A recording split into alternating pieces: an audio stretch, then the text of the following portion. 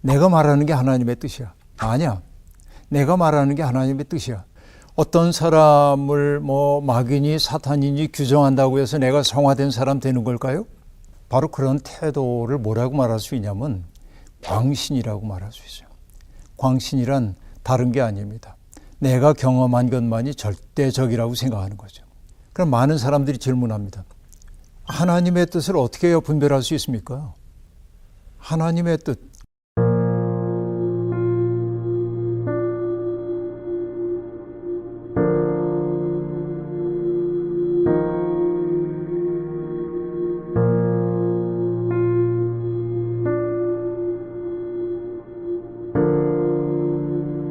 참 심각한 문제인 게 분명합니다. 사실 신학의 언어라고 하는 것은 과학의 언어는 아니거든요. 그러니까 우리가 증명할 수 있는 문제 아니고 어떻게 보면 고백의 언어라고 얘기할 수 있습니다. 갈릴레오가 지구가 태양 주위를 돈다고 했을 때 종교 재판관에게 끌려가가지고 그의 입장을 철회할 것을 요구받았을 때 갈릴레오는 고심했겠지만은 자기 입장 철회하겠습니다. 그러고 나왔어요. 그 말이 역사상에 정말로 있었는지 없었는지 모르겠지만은 종교 재판관 앞에서 물러나오면서 갈릴레오가 그렇게 말했대요. 그래도 지구는 돈다. 그런데 신학교 처음 들어갔을 때 철학을 배웠는데 거기에서 나온 얘기예요. 지오르다노 브루노라고 하는 분이 있는데 갈릴레오하고 비슷한 시대를 살았는데 그는 자기의 견해를 바꿀 수가 없었어요. 왜냐하면 자기의 양심에 관련되고 신앙에 관련됐기 때문에. 그래서 그는 화형당하고 맙니다. 그러면서 신앙적 진실이라고 하는 것은 객관적 진실, 과학적 진실과는 달라요. 우리의 내면 속에 새겨진 것이라고 볼 수 있습니다. 그 때문에 마치 신앙적 언어를 과학적 언어처럼 환원시키는 것은 적절한 태도는 아니라고 보여져요. 이게 이제 기본적 전제입니다. 그 다음에 중요한 건 뭐냐면 우리의 신앙적 경험이라고 하는 것은 나를 압도하는 경험들입니다. 하나님 경험이라고 하는 것은 나를 압도하는 경험인 것이죠. 그래서 모세가 호렙산에서 떨기나무 불꽃 앞에 섰을 때 그 앞에 엎드릴 수밖에 없었던 것이죠. 신발을 벗고 엎드려야 했습니다. 누가복음 5장에 보면은 예수님으로 말미암아 고기잡이 이적을 경험했던 베드로가 주님 앞에 와가지고 엎드리거든요. 그리고 하는 말이 뭐냐면 나를 떠나소서 나는 죄인입니다. 이건 뭐냐면 압도된 거예요. 내가 신앙 경험이라고 하는 것은 그런 큰 세계 앞에 내가 서 있다고 하는 사실을 알게 되는 것입니다. 근데 그 압도되는 체험을 하고 있는 사람들은 그 경험을 잊을 수가 없어요. 자기 인생에서. 그건 너무나 강렬해요. 그런데 그것을 경험하지 않은 사람에게 설명할 도리가 없어요. 내가 경험한 게 이런 거라고 설명할 도리가 없거든요. 그러니까 답답하죠. 나는 분명히 봤는데, 느꼈는데 저 사람에게 설명할 도리가 없다고 하는 게 이게 이제 신앙을 경험한 사람들이 느끼고 있는 답답함 가운데 하나입니다.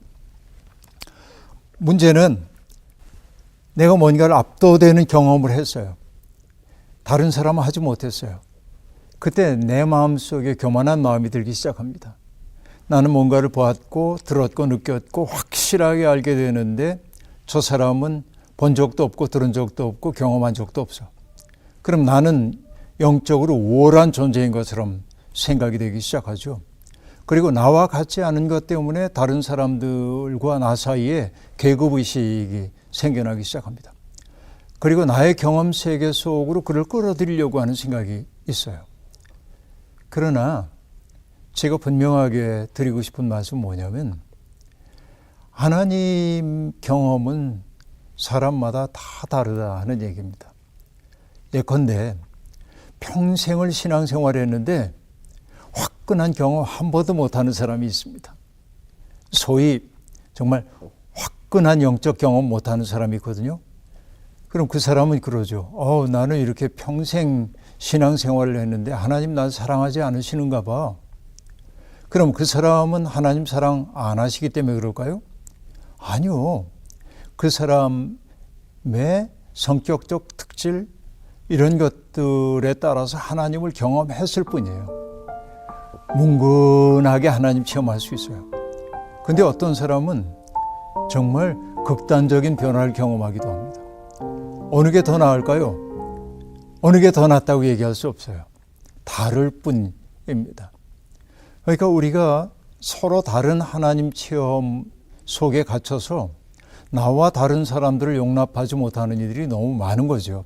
이게 심각한 오류를 빚는다고도 얘기할 수 있습니다. 아브라함은 아브라함 나름의 하나님 체험이 있고요. 이삭은 이삭대로, 야곱은 야곱대로 하나님을 체험하는 방식이 다릅니다.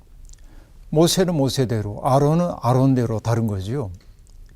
그리고 극단적인 예일 수도 있겠습니다만은 삼손도 하나님의 영을 받잖아요. 알다시피 삼손은 술 많이 마시고 바람도 피우고 그러는 사람인데요. 그도 하나님을 체험하는 사람이란 말이에요. 그 사람마다 하나님을 체험하는 방식이 달라요. 왜냐하면 하나님은 인간의 경험의 총합보다 훨씬 크신 분이기 때문에 그렇습니다. 그 때문에 우리가 해야 할 일은 뭐냐면 내가 경험한 하나님은 이런 분이지만 나와 다른 하나님 체험을 한 사람들의 이야기에 귀를 기울여야 돼. 그리고 그것을 인정하고 배우려고 해야 합니다. 근데 배우려고 하지 않고 인정하려 하지 않으면서 나의 체험을 절대화하기 시작할 때 이것을 우린 신앙적 근본주의라고 얘기하고 있는 거죠. 근데 모든 근본주의는 다 위험합니다. 왜? 그 근본주의는 나는 옳고 너는 그러다고 하는 확신이 있기 때문에 그럽니다. 언제나 자기 기준으로 다른 사람들을 바라보기 때문에 그렇습니다. 그런데 바로 그런 태도를 뭐라고 말할 수 있냐면 광신이라고 말할 수 있어요. 광신이란 다른 게 아닙니다. 내가 경험한 것만이 절대적이라고 생각하는 거죠. 그렇기 때문에 다른 사람들을 인정할 수도 없고 나와 다른 것들은 잘못된 것으로 얘기하고 싶어하는 경향이 있죠.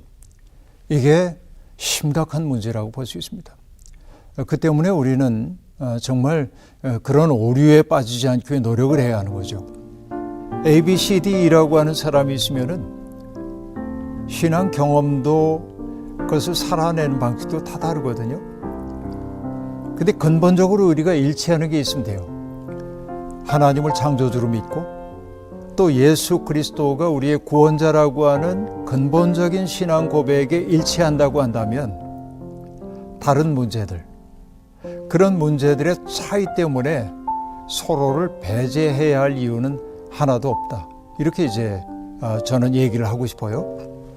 마가복음에 보면 마가복음 9장에 38절부터 나오는 얘기를 보면 어느 날 요한이 예수님에게 와가지고 얘기합니다. 어떤 사람이 예수님의 이름으로 귀신 쫓아내는 걸 제가 봤습니다. 그런데 그 사람이 우리를 따르는 사람이 아니기 때문에 우리가 못하게 했습니다.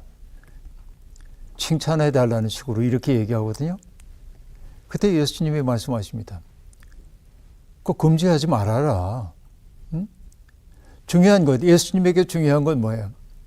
누구를 통해 그 사건이 벌어지냐가 아니라 귀신 들렸던 사람이 회복되는 그 사건이 중요해요. 주님의 관심은 거기에 있죠. 그런데 제자들에게 중요했던 것은 뭐예요? 예수의 이름으로이라고 하는 것을 독점하고 싶었던 겁니다. 그렇죠. 그런데 주님은 그래서는 안 된다고 얘기하고 있습니다. 우리도 똑같아요. 내가 경험한 것이 절대적으로 확실하다고 생각하기 때문에 다른 사람들을 배제해서는 안 됩니다. 나와 다른 방식으로 믿고 있는 사람들을 존중하고 경청할 수 있어야 합니다. 이게 예수를 따르는 사람답다고 얘기할 수 있을 겁니다. 그럼 많은 사람들이 질문합니다. 하나님의 뜻을 어떻게 분별할 수 있습니까? 하나님의 뜻. 그러니까 어떤 사람들은 내가 말하는 게 하나님의 뜻이야. 또 다른 사람들은 아니야. 내가 말하는 게 하나님의 뜻이야. 이렇게 얘기합니다. 근데 하나님의 뜻을 분별하는 기준이 있어요. 명확하게. 그것은 물론 그 기준이라는 게 자칫 잘못하면 오해의 소지가 있긴 합니다만, 그러나 하나님의 뜻은 무엇일까? 기본적으로 우리의 성화입니다. 이스라엘의 하나님 여호와가 거룩함 같이 너희도 거룩하라 했거든요. 그러니까 하나님의 뜻은 거룩함이고 우리의 삶의 성화라고 얘기한다면, 내가 지금 하고 있는 그 일이, 내가 하고 있는 그 말이 나를 거룩한 사람으로 만드는지, 나를 더 성화된 사람으로 만드는지를 봐야 합니다. 어떤 사람을 마귀니 사탄이니 규정한다고 해서 내가 성화된 사람 되는 걸까요? 오히려 나를 더 거칠게 만드는 것 아닐까요? 기독교인들의 말은 극단적이어서는 안 됩니다. 그러니까 내가 하고 있는 말과 행동이 나를 더 나은 사람이 되도록 만드는 것이라고 한다면 하나님의 뜻에 가깝다, 근사체에 가깝다, 그렇게 말할 수 있을 겁니다. 그러므로 우리는 내가 옳으니 보다 이론적으로 누가 옳은지를 분별하기보다는 그가 팔복의 징표로 살고 있는지를 봐야 한다. 심령이 가난한 자로 살고 있는지, 애통하는 자로 살고 있는지, 마음이 온유한 자인지, 평화를 이루는 사람인지, 마음이 청결한 사람인지, 의를 박해를 받는 사람인지, 그리고 이런 것들을 보면 그가 어떤 지향을 갖고 있는 사람인지가 드러난다. 내가 옳으니 싸울 때 이론적으로 싸우다 보면 답이 없어요. 주님도 얘기하셨잖아요. 그 열매를 보아 그 나무를 안다고 얘기를 했습니다. 그가 맺고 있는 열매가 아름다운지를 봐야 그가 참다운 사람인지를 알 수 있다는 말이죠. 그 사람들이 있는 곳에서 사람들이 평화를 누리고, 그 사람들이 있는 곳에서 사람들이 친절해지고, 그 사람들이 있는 곳에서 불화했던 사람들이 화해를 하고, 그가 있는 곳에서 사람들이 공동체적인 아름다움을 위해 자기를 희생하고 헌신한다고 한다면 참다운 믿음 가운데 있다고 얘기할 수 있을 겁니다.